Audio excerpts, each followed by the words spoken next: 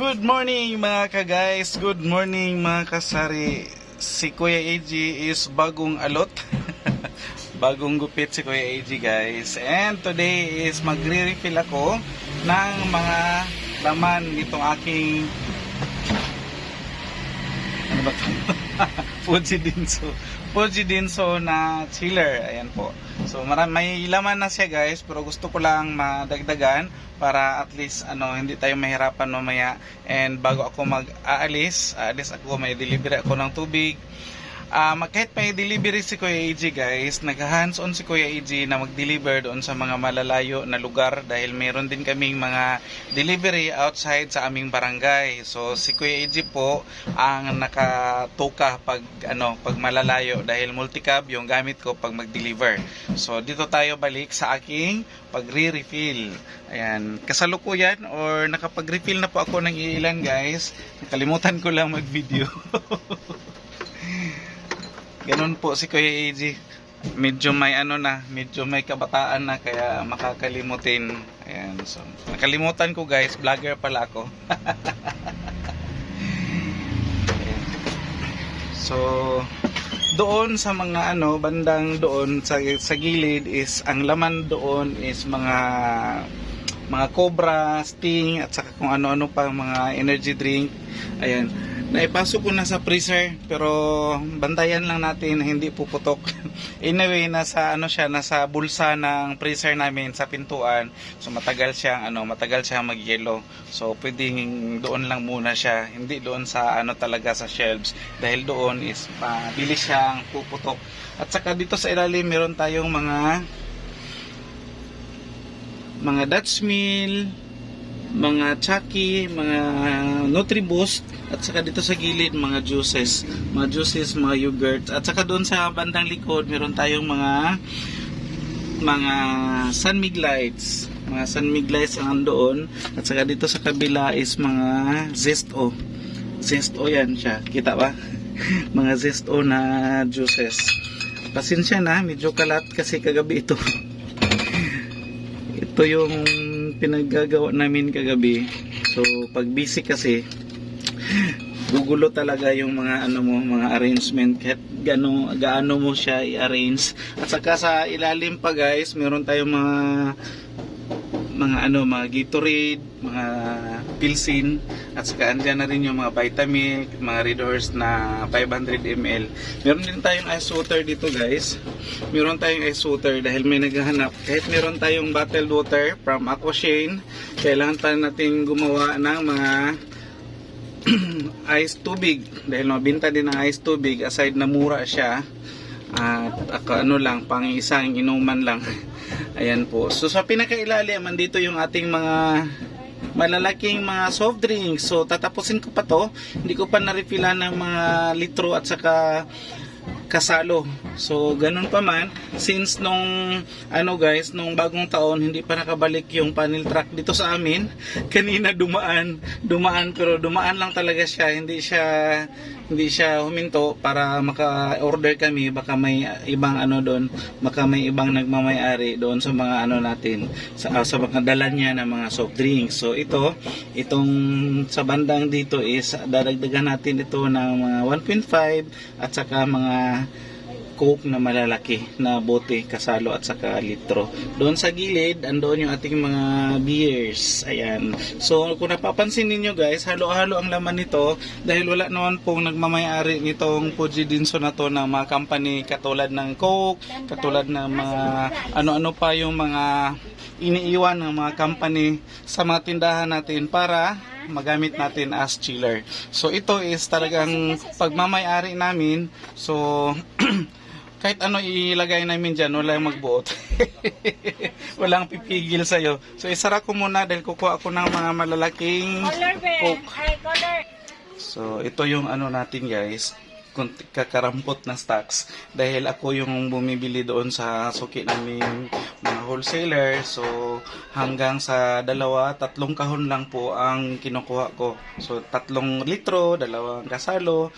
Yun lang kasi yung kayang bitbitin ni Kuya AJ. Kasi nahihirapan din ako guys, pag damihan ko, sino yung magbubuhat pagdating dito, ako din. So need kong unti-untiin lang, yung makaya ko lang. Supposedly hindi talaga sana dapat na ako yung magbubuhat at saka kaya medyo mahirap. So tiis-tiis na lang muna tayo guys sa mga ganitong gawain habang hindi pa nakabalik yung ating suki na panel truck ng Coca-Cola.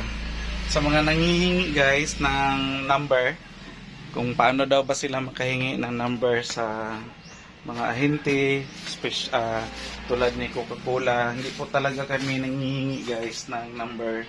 Kahit may number kami, kung ganitong mga pagkakataon, hindi rin siya pwede na ma-priority kami dahil hindi naman si Kuya AJ tawag nito wholesaler, so hindi talaga kami ma-priority. Lalong-lalo na hindi kami nakatag doon kasi binalik na namin yung kanilang chiller na magasto sa kuryente dahil luma na, panay siya, sira-sira.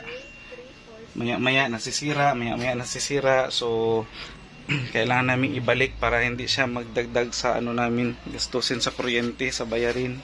So binalik na talaga namin. So mas lalo na hindi na kami ma-prioritize dahil wala na kaming ganon. So nakatag kasi kami dati as may chiller, so medyo priority kami. Pero ganon pa man guys, kahit na nakatag kami as merong chiller at sa kailangan siya nakasali kami sa mga priority, pero hindi pa rin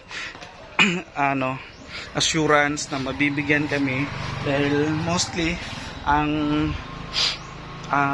pina-prioritize talaga nila is yung mga wholesaler, yung bulto-bulto kung manguha ng mga stocks. Sa amin pinakamarami na yung 10 kahon sa Coca-Cola na ma-order namin. So ganon yung kalakaran. So si Kuya AJ ang nagtitiis magbuhat at mamili doon sa mga wholesalers na suki namin sa labasan. So ayun guys, so need natin magsumikap, need nating dumiskarte kung gusto kang maibenta.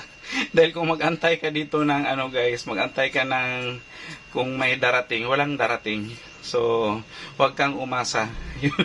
Yun yung ni Kuya AJ motto. Huwag kang umasa dahil wala pong darating, at saka need mo talagang maghanap, magsumikap, magkaroon ng paninda. So kailangan nating mamili sa labas. So ayan. Ito yung pangdagdag ko. Excuse me po. Ito yung pangdagdag ko doon sa ilalim ng aming chiller. At saka kukuha pa ako ng 1.5. Nung naman, bago mag New Year na papuntahan kami dito ng aming suking panel truck. Ang pala guys, ang Coca-Cola pala ngayon guys is hindi na, kung sa mga hindi nakakaalam, hindi siya guys, direct sa planta talaga yung mga truck. Dahil si Coca-Cola is binubuhos niya yung kanyang stocks doon sa mga distributor. Ang distributor naman, mga authorized distributor, is siya yung nag-distribute doon sa mga wholesalers at saka sa mga katulad namin mga retailers. Yun nga ang sabi ko is priority talaga nila yung mga wholesalers dahil bulto-bultuhan yun kung mag-order. Hindi kagaya sa atin na mga resellers na kahon-kahon lang or pinakamarami na, katulad sa amin, pinakamarami na yung 10 kahon na mga dibote at saka yung tawag nito, yung mga plastic, dagdag yun siya sa mga kinukuha namin. So ito, pupunasan ko muna ng basahan na basa at saka nilabahan ko sa sabon para mawala yung mga alikabok bago natin ipasok sa chiller. So ito guys, nagpupunas na ako ng mga soft drinks natin na i-refill doon sa ating chiller. So kailangan siya basa yung mo guys, trapo. Hindi ito trapo na traditional politician. trapo, basahan ito guys para mawala yung ating mga alikabok at mga kung ano pa mga dumi-dumi na mas mapasok doon sa chip. So itong si 1.5 hindi na kailangan anuhan yan, punasan dahil may naman yan, nakabalot naman yan. Ganun lang. Sige lang guys, daan ka lang. Opo. Thank you. Mag-prom ka na ngayon, di pa? Next year pa kami. Next year pa. Ayan. Sige guys, shout out.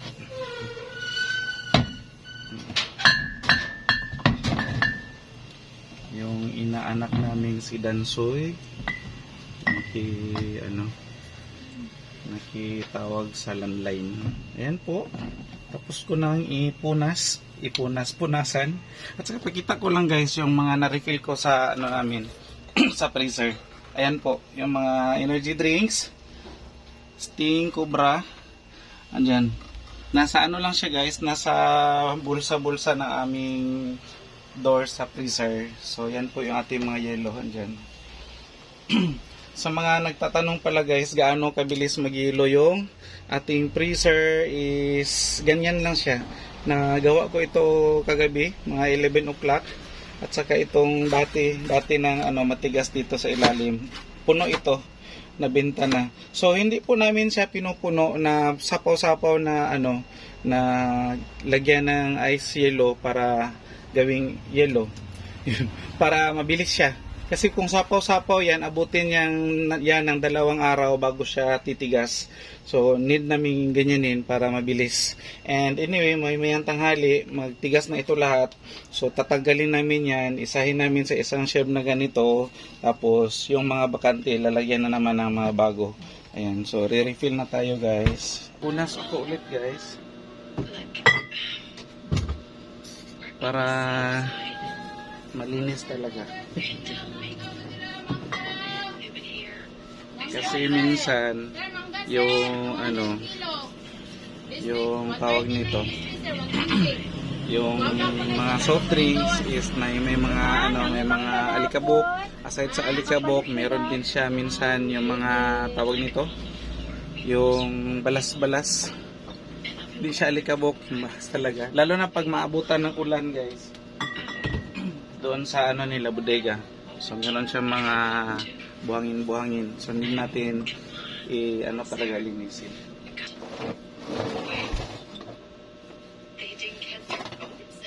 So ayan guys, natapos ko na siya i-refill ang ating mga pampalamig sa tanghali, sa umaga, sa gabi.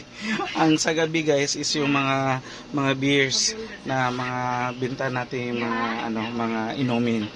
Ayan, and that's all for today mga ka-guys. Thank you sa pagsama ninyo kay Kuya AG and bye bye for now.